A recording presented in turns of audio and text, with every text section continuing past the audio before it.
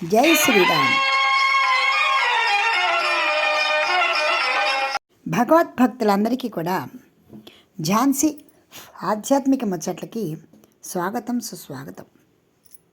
క్రిందటి సంచికలలో యోగవాసిష్ఠ రామాయణంలో రామచంద్రమూర్తి ఎందుకు వైరాగ్య ధోరణిలో ఉన్నారు, నిమిత్త మాత్రమైనటువంటి జీవితాన్ని ఎందుకు కావాలనుకున్నారు, తనకి తన శరీరం మీద కానీ ఈ రాజ్యాల మీద కానీ ఎలాంటి మక్కువ లేదు, నాకు అవి ఏమీ వద్దు అని ఎందుకు ఖచ్చితంగా తన మనసుని అడిగిన విశ్వామిత్ర మహర్షికి చెప్పారో తెలుసుకున్నాం. చివరిగా ఆయన నాకు ప్రశాంతమైన జీవితం కావాలి, ఆ ప్రశాంతత సత్యము నిత్యమైనటువంటి ఆ ప్రశాంతత నాకు ఎలా దొరుకుతుంది, నిర్మలమైన మనస్సు సంపాదించుకునేటువంటి నిర్మలమైన మనస్సు ఏ విధంగా ఉంచుకోగలుగుతాను, ఈ జన్మ సార్థకత అయ్యేటువంటి విధానాన్ని చెప్పండి, నాకు ఇంకా మరొకటి ఏది వద్దు అని చెప్పడం జరిగింది. విశ్వామిత్రునికి రామచంద్రమూర్తికి మధ్య జరిగిన సంభాషణ ఒక్క దశరథ మహారాజు ఆస్థానంలో ఉన్నటువంటి పండితులు ఋషులే కాదు, ఆకాశంలో కూడా దేవతలందరూ కూడా వింటున్నారన్నమాట. ఏం జరుగుతుంది, ఏం చెబుతారు. ఈయన కారణజన్ముడు. ఈ విధంగా వైరాగ్యంలో ఉంటే ఇప్పుడు విశ్వామిత్ర మహర్షి ఏం చేస్తారు? విశ్వామిత్ర మహర్షి ఏమైనా ఉపదేశం చేసి సన్యాసి దీక్ష ఇస్తారా, లేక రాజ్య దీక్ష ఇస్తారా, లేదా వశిష్ఠ మహర్షి చేత ఏదైనా తరుణోపాయాన్ని చెప్పిస్తారా?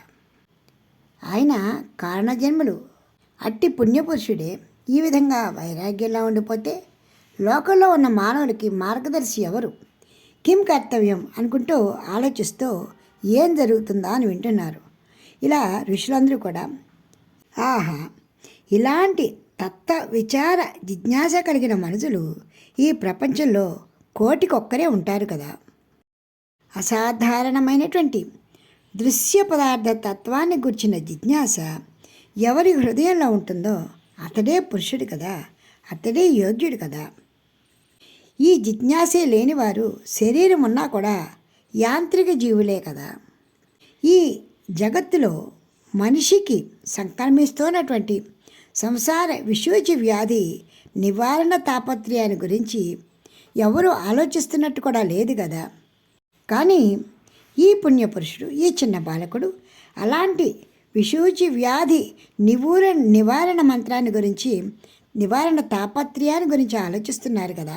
సంసార తత్వం తెలియకే అందరూ కూడా దీపపురుగులాగా సమ్మిదలైపోతున్నారు కదా. అందున పూర్ణ పరిపక్వత పొందిన మనసు కలవారు దొరుకుట దుర్లభము.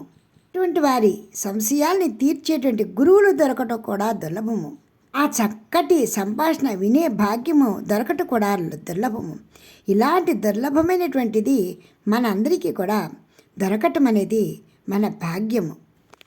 కాబట్టి మనందరము కూడా ఆ మహర్షుల నోటి ఉంట ఏ జ్ఞాన భాండాగారం బయటకు వస్తుందో రామచంద్రమూర్తికి చెప్తారో అందరము కూడా విని అన్యత పొందుదాము అంటూ చాలా శ్రద్ధగా చెవులు రిక్కించి మరీ విధంగా ఊపిరి శబ్దం కూడా వింటే ఒక్క అక్షరం, ఒక్క శబ్దము మనం వినలేకపోతామేమో అన్నటువంటి భయంతో ఇంత నింపాదిగా శ్వాస తీసుకుంటూ వారి మధ్య ఏ సంభాషణ జరుగుతుందో, వీరు ఎవరికి ఏం చెప్తారో వినటానికి ఎంతో కుతూహలంగా ఉన్నారన్నమాట.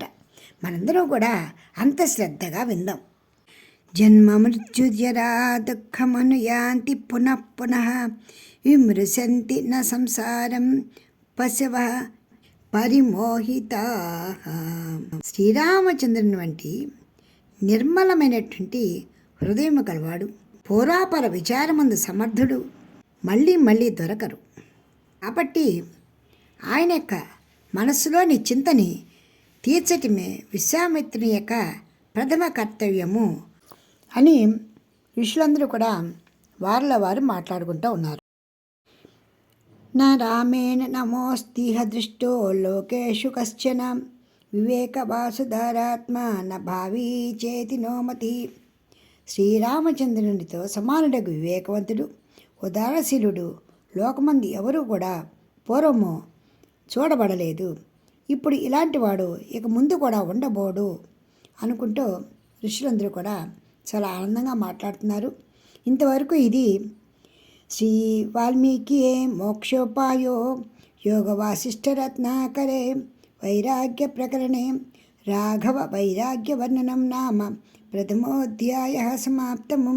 వైరాగ్య ప్రకటన సమాప్తం అయింది. ఇంతవరకు మీరు రామచంద్రమూర్తి యొక్క వైరాగ్యం దేనికి వచ్చిందో విన్నారు.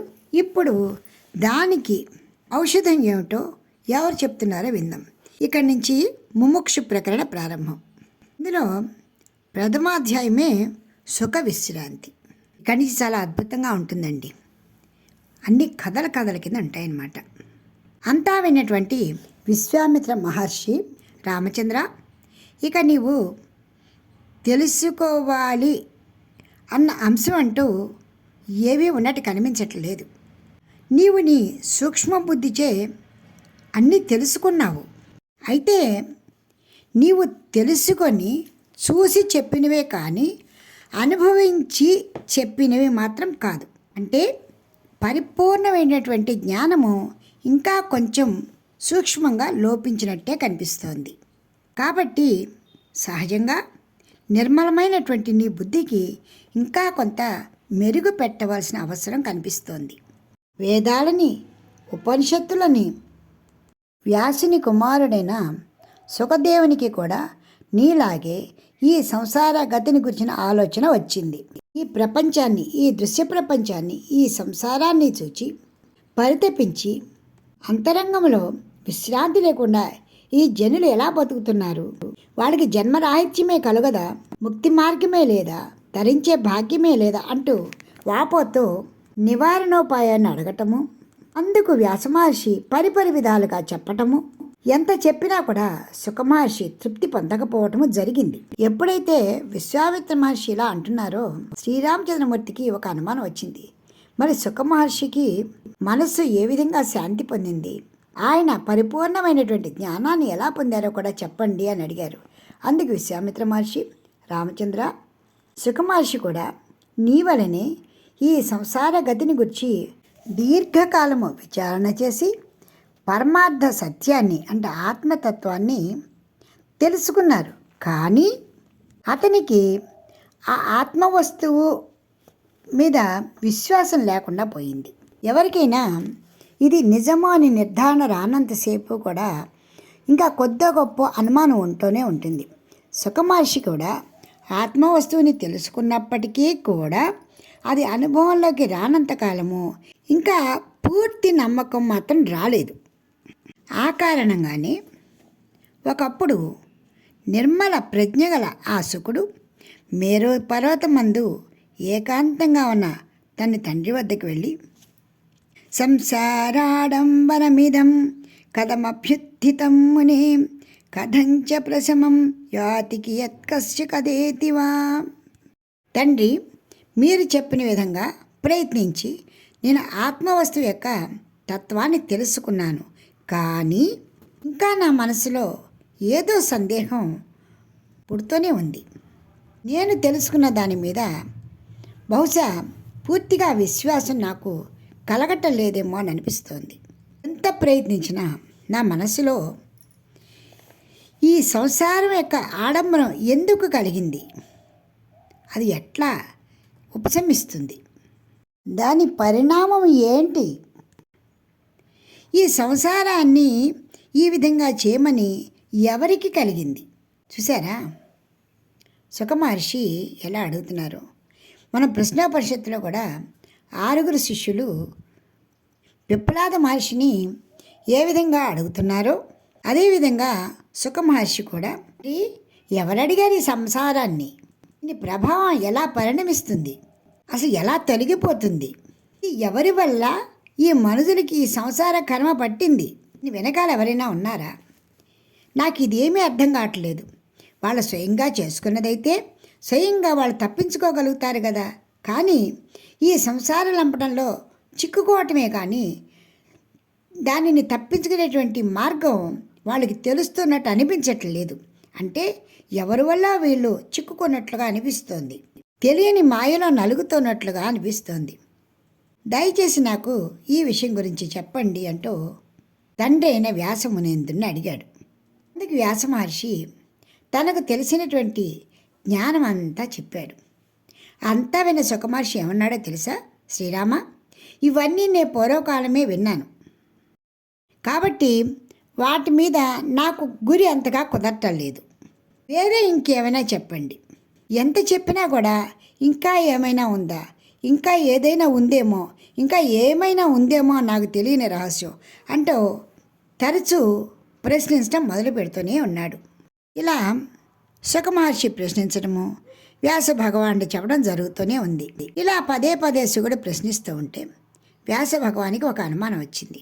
ఈ పిల్లాడికి నేను చెబుతుంటే ఆ తండ్రి గారు ఏదో చెప్తున్నారు, నన్ను తృప్తిపరచడం కోసం చెప్తున్నారు అని, నన్ను మభ్యపెట్టడం కోసం చెబుతున్నారు అనేటువంటి భావన వచ్చేసింది. కాబట్టి నేను ఇంకా చెప్పటం వల్ల ఉపయోగం లేదు. ఇంకా ఎవరైనా సరే ఒక జ్ఞాని దగ్గరికి పంపించి నిజానిజాల యొక్క నిర్దేశాన్ని శుకునికి తెలియజేయాలి. అని తెలుసుకుంటున్నది సత్యము అన్న నమ్మకం కలిగించాలి అని ఆలోచన వ్యాస భగవానునికి వచ్చింది. ఎప్పుడైతే వ్యాస భగవానునికి ఆ ఆలోచన వచ్చిందో అప్పుడు సుఖమహర్షి వెళ్ళి తండ్రిని మళ్ళీ ప్రశ్నిస్తూ ఉంటే, నాయన, నాకు తెలిసినదంతా నీకు చెప్పాను, అయినా నీకు తృప్తిగా లేదు, నీ మనసులో నమ్మకం కలగట్టలేదు. కాబట్టి నువ్వు ఒక పని చెయ్యి, భూమండలానికి వెళ్ళు, అక్కడ విదర్భనేలేటువంటి జనక మహారాజుని కలుసుకో, నీకున్న సంశయాలన్నీ కూడా ఆయనకి తెలుపు. ఆయనకున్నంత జ్ఞానము ఈ భూమండలంలో ఎవరికీ లేదు. కాబట్టి నీ సంశయాలన్నీ తీరి ఆయన ఆశ్రయంలో సంశయాలన్నీ తీరి నీ మనసు శాంతపడవచ్చు అంటూ చెప్పారు. అందుకు సుఖమహర్షి చాలా సంతోషపడ్డాడు. తాను కూడా జనక మహారాజు గురించి చాలాసార్లు వినటము జరిగింది. ఒకసారి చూడాలి అని కూడా అనుకున్నాడు. రోగి పాలు కోరుకున్నాడు, వైద్యుడు కూడా పాలే ఇచ్చాడు అనుకున్నట్లుగా సుఖమహర్షి మనసులోనేటువంటి ఆలోచన ఎలా ఉందో అదేవిధంగా వ్యాస భగవానుడు నీవు జనక మహారాజు వద్దకు వెళ్ళి నీ మనసుని స్థిమితపరచుకో, నీలోని సందేహాలన్నీ ఆయనకి తెలియజెయ్యి అని చెప్పడం జరిగింది. ఇంకేముంది, మనసు మహా సంతోషంగా గంతులేసింది. తాను కోరుకున్నది తండ్రి చెప్పినది ఒకటే కాబట్టి వెంటనే ఆయన విదర్భకి బయలుదేరాడు. వచ్చే సంచికలో విదర్భకి వెళ్ళినటువంటి శుకుడు ఏం చేశాడు, జనక మహారాజు ఏం చెప్పారో తెలుసుకుందాం. జై శ్రీరామ్. మీకు ఈ వీడియో నచ్చితే లైక్ చేయండి, షేర్ చేయండి, సబ్స్క్రైబ్ చేయండి.